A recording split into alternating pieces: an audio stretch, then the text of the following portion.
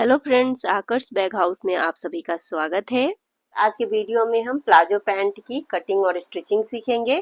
तो इस तरह से हमने 2 मीटर कपड़े को 4 फोल्ड में बिछा लिया है, पहले डबल करके फिर इसे 4 फोल्ड कर लिया है और अपने थाई के हिसाब से हमने इसे इस तरह से रख लिया है। और अब हम नीचे से इसे सीधा कर लेंगे।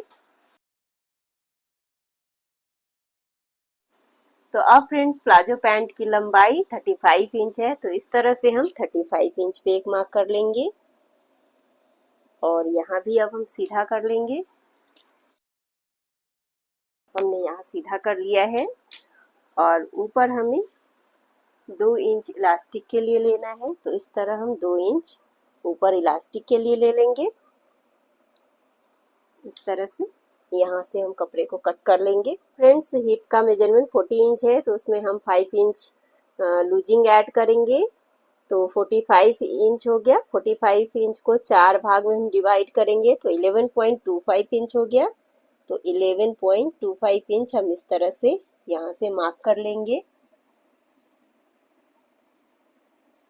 और यहाँ से भी हमें 11.25 इंच पे इस तरह से मार्क कर लेना है। इन दोनों मार्क को हम मिला लेंगे।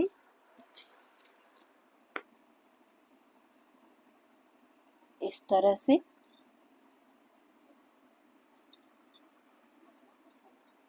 और अब इसे यहाँ से हमें सीधा कर लेना है।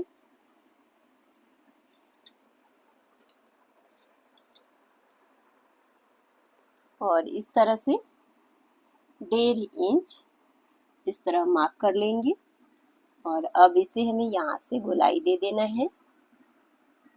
इस तरह से यहाँ से हमने गोलाई दे दिया है। और अब फ्रेंड्स, यहाँ से हमें मोहरी 10 इंच रखना है, तो इस तरह से हम 10 इंच पे एक मार्क कर लेंगे और 1 इंच एक्स्ट्रा यहाँ पे सिलाई के लिए ले लेंगे। और अब हमें सेब पुट्टे की मदद से यहाँ से इस तरह से इस मार्क को मिला लेना है।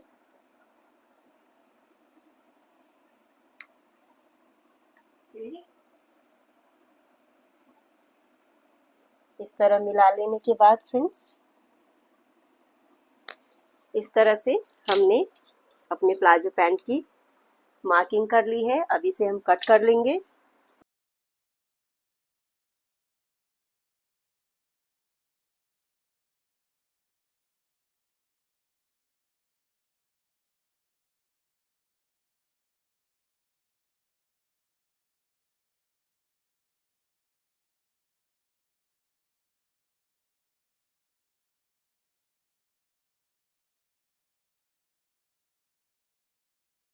इस तरह प्लाजो पैंट की कटिंग कर लेने के बाद मार्क को हम नीचे 2 कपड़े को पकड़ लेंगे और अपने मार्क को इस तरह से इस कपड़े पे भी कर लेंगे। इस तरह से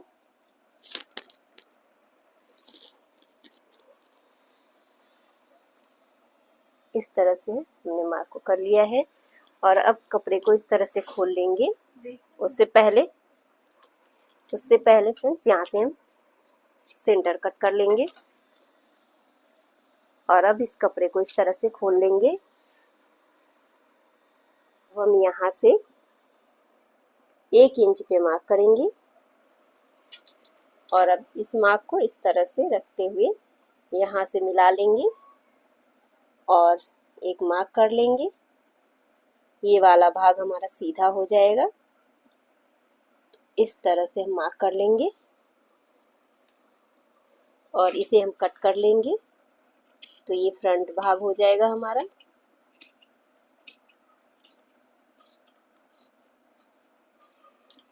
इस तरह से हमने प्लाजो पैंट की कटिंग कर ली है। अब इसकी स्टिचिंग करते हैं, तो चलिए फ्रेंड्स, इसकी स्टिचिंग शुरू करते हैं। तो इस तरह से फ्रेंड्स, सबसे पहले हम कपड़े को खोल लेंगे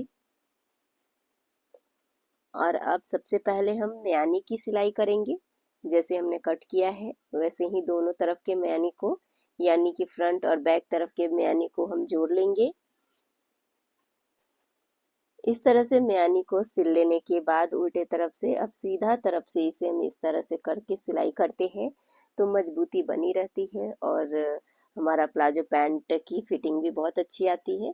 तो इस तरह से हम ऊपर से भी एक सिलाई कर लेंगे।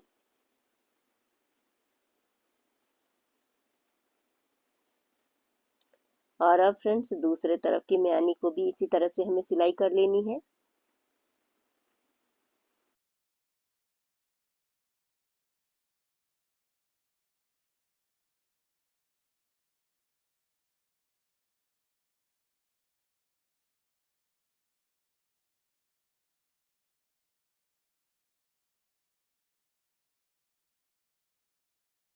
इस तरह से आगे और पीछे की मियानी जोड़ लेने के बाद फ्रेंड्स अब हमें नीचे से बॉटम को इस तरह से फोल्ड कर लेना है। जिस तरह से हमने मार्क किया है उसके हिसाब से हमें फोल्ड कर लेना है यहाँ पे।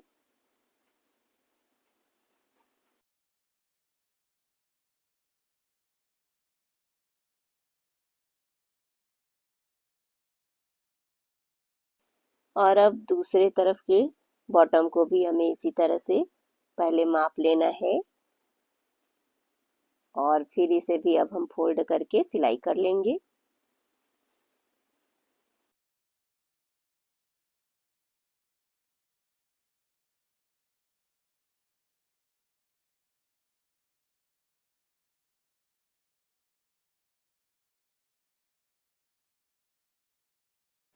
मोहरी की सिलाई कर लेने के बाद अब दोनों पीस को इस तरह से हम एक दूसरे के साथ रख लेंगे और पूरा म्यानी तक इसे जोड़ते हुए सिलाई कर लेंगे।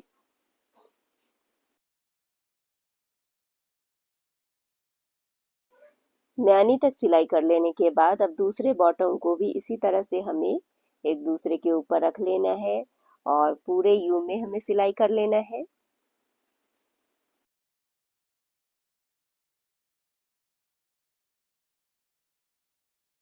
और अब हमें डबल सिलाई कर लेना है।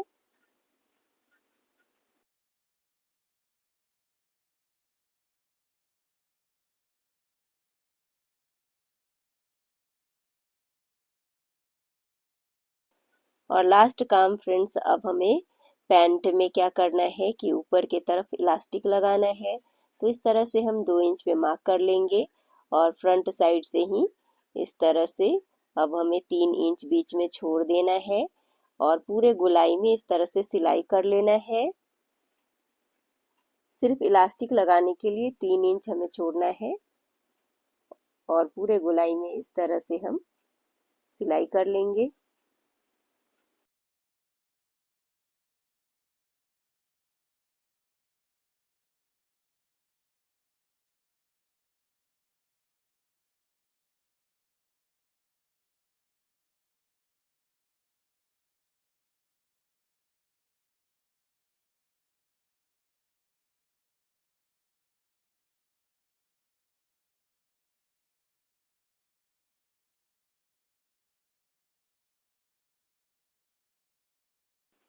पूरे राउंड में सिलाई करके 3 इंच छोड़ने के बाद अब हमारी कमर है जो कि 30 इंच है तो उसमें 5 या 6 इंच कम करके हम लगभग 25 इंच का इलास्टिक ले लेंगे और अब इसमें हम सेफ्टी पिन लगा लेंगे और इसे जो हमने जगह छोड़ा है वहां से इंसर्ट कर लेंगे और दूसरे तरफ से इसे निकाल लेंगे।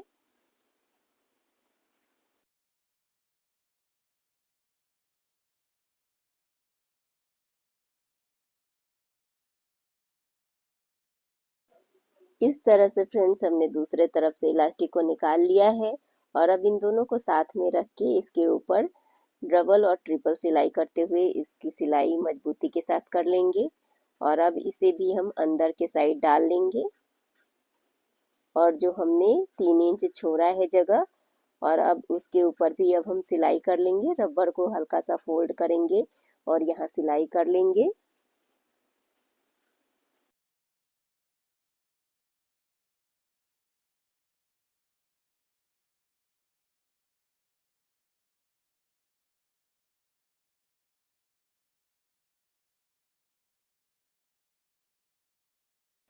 इस तरह इलास्टिक को अंदर की तरफ सिलाई कर लेने के बाद अब हमें इलास्टिक को चारों तरफ स्प्रेड कर लेना है और एक सिलाई सेंटर में हमें करना है ताकि रबर इधर से उधर घसके ना।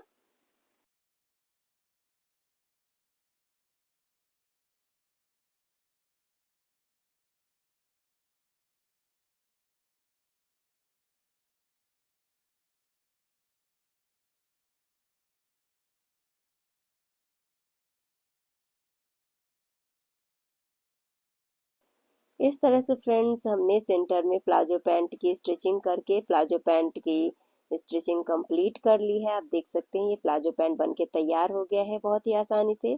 तो फ्रेंड्स इस तरह से आप भी प्लाजो पैंट बनाएं और हमें कमेंट बॉक्स में कमेंट करके ज़रूर बताएं कि आज का वीडियो आपको कैसा लगा। तो चलिए फ्रेंड्स मिलते हैं अपने अगले वीडियो में, तब तक के लिए बाय बाय।